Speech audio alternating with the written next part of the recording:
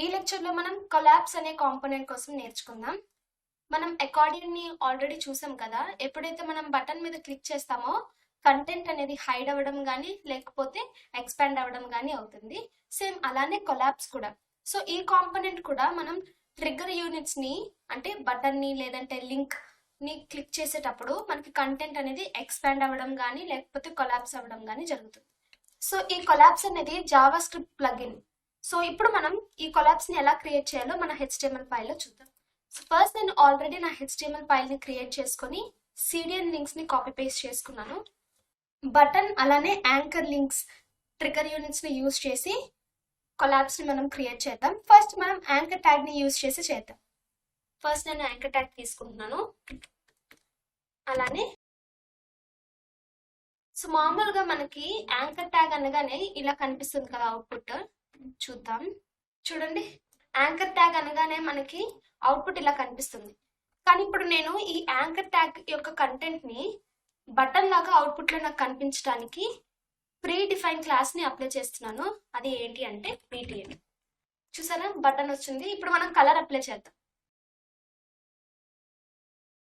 చూసారా, మనం ఏదైతే యాంకర్ ట్యాగ్ లో రాసామో అది మనకి బటన్ ఫార్మాట్ లో కనిపిస్తుంది అవుట్పుట్ లో. ఎందుకంటే BTN అనే ప్రీ డిఫైన్ క్లాస్ ని మనం యూజ్ చేసాం కాబట్టి. సో అకార్డియన్ లానే ఇక్కడ కూడా మనం కొన్ని టాగల్ అట్రిబ్యూట్స్ ని యూజ్ చేస్తాం. అవేంటో చూద్దాం.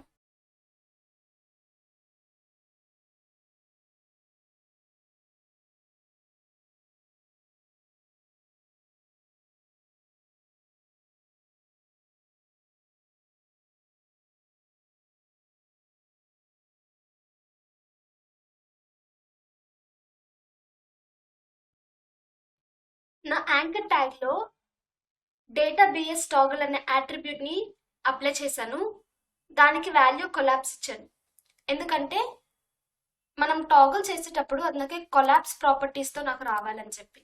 అలానే ఇప్పుడు మనం యాంకర్ లింక్ కి మనం బటన్ అప్లై చేసాం కదా. అది ఎప్పుడైతే మనం క్లిక్ చేస్తామో దాని యొక్క ప్రాపర్టీస్ అనేవి బటన్ లాగా కనిపించాలి, బటన్ లాగా వర్క్ అవ్వాలని చెప్పి రాసుకున్నాం. అలానే ఫస్ట్ మనకి పేజ్ లోడ్ అయ్యేటప్పుడు మనకి కంటెంట్ కొలాప్స్ లో ఉండాలి, అంటే కంటెంట్ మనకి కనిపించకూడదు. అలానే ఏరియా కంట్రోలర్స్ అని ఇవ్వాలి. ఇక్కడ దీనికి వాల్యూ మనం ఐడిని ఇచ్చుకుంటాం, కంటెంట్ తాలూకు ఐడిని ఇస్తాం. అది తర్వాత చూద్దాం. ఫస్ట్ మనం బటన్ కి కూడా క్రియేట్ చేద్దాం. ఇప్పుడు యాంకర్ లింక్ ని క్రియేట్ చేసాము. ఇప్పుడు బటన్ ని క్రియేట్ చేద్దాం.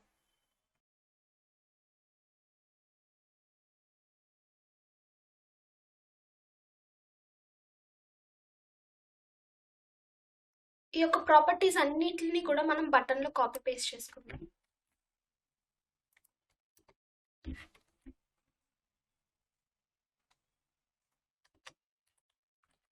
అలానే ఇక్కడ మనం టార్గెట్ ఇద్దాం.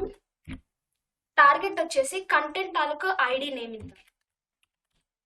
సో ఇంకా మనం వేరేగా డివిజన్ తీసుకొని దానికి ఐడి ఇచ్చి లోపల కంటెంట్ ఇవ్వలేదు కాబట్టి నేను అక్కడ టార్గెట్ అప్పుడే రాయట్లేదు. ఇప్పుడు మనం కంటెంట్, మనకి ఏ కంటెంట్ కనిపించాలనేది ఒక డివిజన్ తీసుకొని అందులో రాసుకుందాం.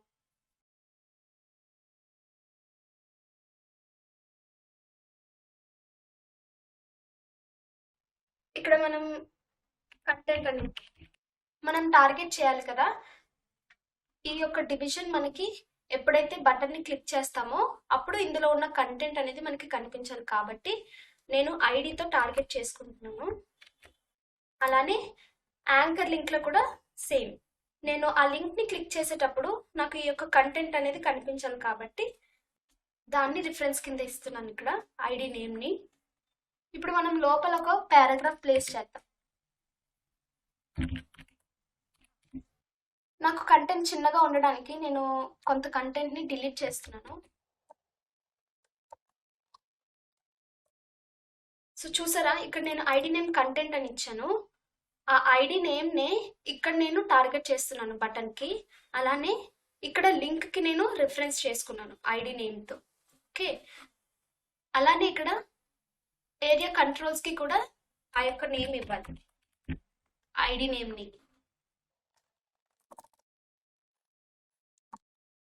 ఇప్పుడు మనం అవుట్పుట్ ని చెక్ చేద్దాం.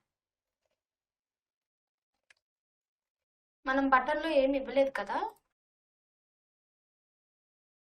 ఇప్పుడు చూడండి, ఎప్పుడైతే నేను లింక్ మీద క్లిక్ చేస్తున్నానో నాకు కంటెంట్ అనేది ఎక్స్పాండ్ అవుతుంది. బటన్ మీద క్లిక్ చేసిన కంటెంట్ అనేది నాకు కొలాప్స్ అవుతుంది, అలానే ఎక్స్పాండ్ అవుతుంది. సో ఇప్పుడు మనం ఈ డివిజన్ మనకి చాలా సింపుల్ గా కనిపిస్తుంది కదా, కంటెంట్ డివిజన్. దీన్ని మనం ఒక కార్డ్ లో ప్లేస్ చేసుకుందాం, అంటే కొంచెం స్టైలిష్ గా కనిపించడానికి.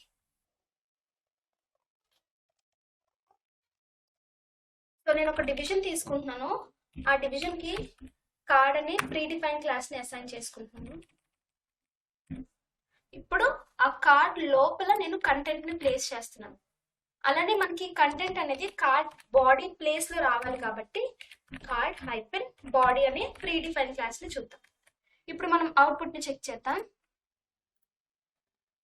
చూసారా, నాకు బార్డర్ అనేది వచ్చింది కార్డ్ కి. మనకి ఇంకా క్లియర్ గా తెలియడానికి మార్జిన్ ని అప్లై చేద్దాం.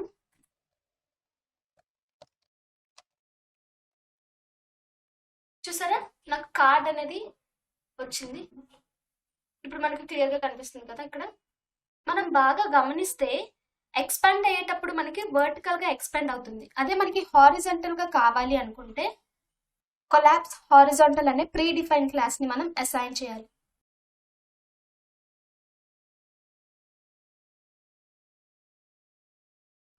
కార్డ్ కి మనం విడ్త్ కూడా అప్లై చేస్తున్నాం, ఒక 25%.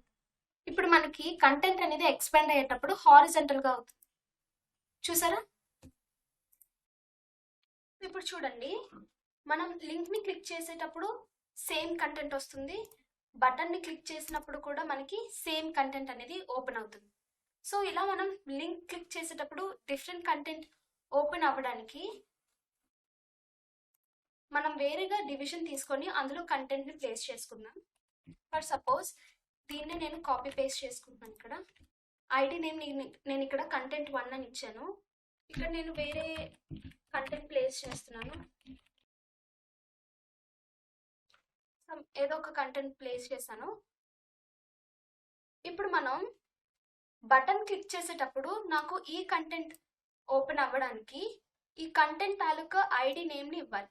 సో ఇక్కడ మనం టార్గెట్ అనేది కంటెంట్ 1 కి ఇవ్వాలి, ఎందుకంటే ఈ ఐడిని యూజ్ చేసుకొని అది టార్గెట్ చేస్తుంది కాబట్టి. అలానే ఇక్కడ మనం ఏ కంట్రోల్స్ కి కూడా కంటెంట్ 1 అని ఇవ్వాలి. ఇప్పుడు చూడండి, లింక్ ని క్లిక్ చేసేటప్పుడు నాకు ఈ కంటెంట్ ఓపెన్ అయింది, బటన్ ని క్లిక్ చేసేటప్పుడు నాకు ఈ కంటెంట్ ఓపెన్ అయింది. అంటే కంటెంట్ కి మనం ఏమైతే ఐడి ఇస్తామో ఆ ఐడిని మనం టార్గెట్ చేసుకోవాలి, లింక్ కానీ లేకపోతే బటన్ కి కానీ. అదే మనం లింక్ కి కంటెంట్ చేంజ్ చేయాలనుకున్నప్పుడు రిఫరెన్స్ ని మనం చేంజ్ చేసుకోవాలి. ఇక్కడ కంటెంట్ 1 అని ఇచ్చుకోవాలి, ఒకవేళ లింక్ కి మనం కంటెంట్ చేంజ్ చేసుకోవాలనుకుంటే. సో ఇలా మనం ఈ యొక్క కొలాప్స్ ని బూట్ స్ట్రాప్ లో యూజ్ చేస్తాం. నెక్స్ట్ లెక్చర్ లో మనం డ్రాప్ డౌన్ కోసం తెలుసుకుందాం.